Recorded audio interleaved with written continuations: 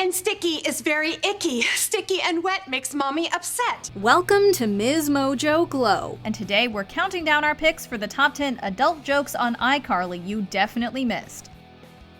Number 10. Changes. Carly develops an arch nemesis after the wormy Neville gives her an unwelcome kiss and she fires back with a fistful of tapenade. In internet troll fashion, Neville gets vengeance by giving iCarly a scathing review on his site. So how does the gang thwart this diabolical villain? They tattle on him to his mommy. His mom is shocked that Neville gave Carly a negative review out of spite and is even more appalled to learn that he stole a kiss from her. Neville's mom is especially surprised since she thought he didn't like girls. As Neville points out, he's going through changes. You told me you thought girls were yucky. That was last year. I'm going through changes. Number 9. Lady Doctor. Discussing what they did over the weekend, Sam slyly says that she went shopping with her mom, which we're pretty sure means shoplifting based on Carly's disapproving reaction.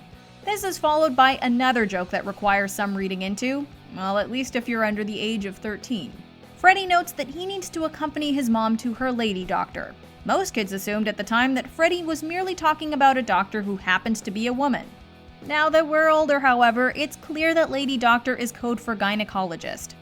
Number 8. Wet and sticky. To say that Mrs. Benson is a neat freak would be an understatement. Seriously, how many people do you know have pictures of vacuum cleaners hanging in their home? Another decoration you'll find in the Benson apartment is a framed quote reading, "Wet and sticky is very icky." This isn't the full quote though, as Mrs. Benson adds in an earlier episode that sticky and wet makes mommy upset. The line itself already sounds rather dirty, and the way Mrs. Benson says it only adds to the innuendo, whether intentional or not. Number 7. Juggling Balls. In this episode, Spencer lands a girlfriend named Connie who does tricks. No, not like that. Well, actually, maybe kind of like that. Let us explain. The trick in question that she performs for Spencer is juggling balls. For the record, we're talking about actual balls. You know, like the kind that a clown would juggle at a birthday party. Spencer gets just a little too excited whenever she breaks out the balls, however. The joke is only made more suggestive when it's revealed that Spencer dumped her because she was juggling balls for a few other guys on the side.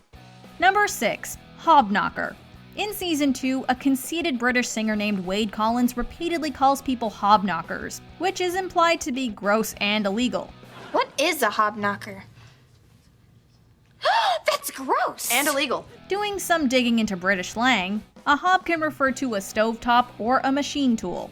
Knockers is obviously an informal term for breasts, and on a side note, knocking shop is another way of saying brothel. It's also been debated that hobknocker means somebody who does things with animals. Number 5. Wrestling squirrels. Surveying the woods, Carly spots 2 squirrels wrestling. Well, at least she thinks that they're just wrestling. Freddie points out, though, that these nutty animals are up to something raunchier. They're not wrestling.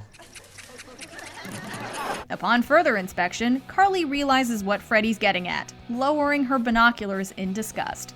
And that's how a generation of young viewers learned where babies come from. Number 4. Penies. Finding that Carly is the glue who holds their relationship together, Sam and Freddie ask her to accompany them on a date to an Italian restaurant, Penies. I love Penies! No, we didn't mispronounce that.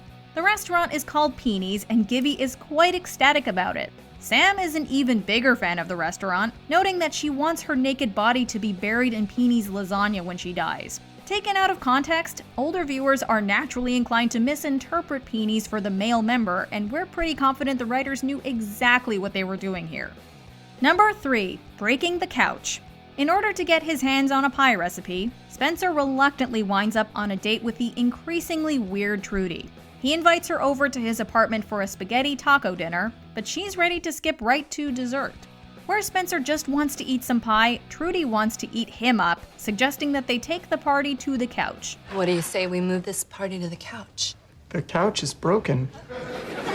Well, why don't we go break it some more?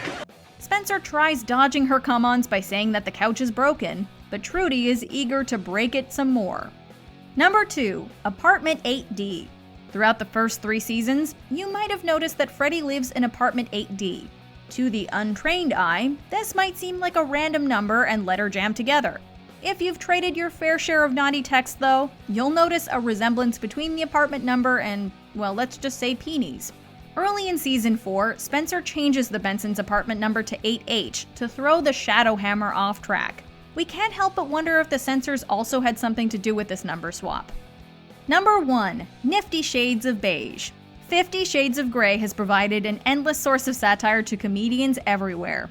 It may have been targeted at kids, but iCarly was one of the earlier shows to poke fun at E.L. James's adult novel. In the penultimate episode, Spencer drags Guppy to Funk E. Fester's to win a prize.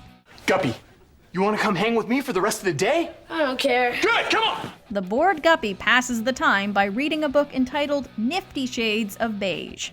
One passage is apparently so outrageous that it leaves little Guppy with a stunned expression on his face. We're not sure what exactly Guppy read, but we think it's safe to say that the characters in the book were doing something much wetter and stickier than wrestling.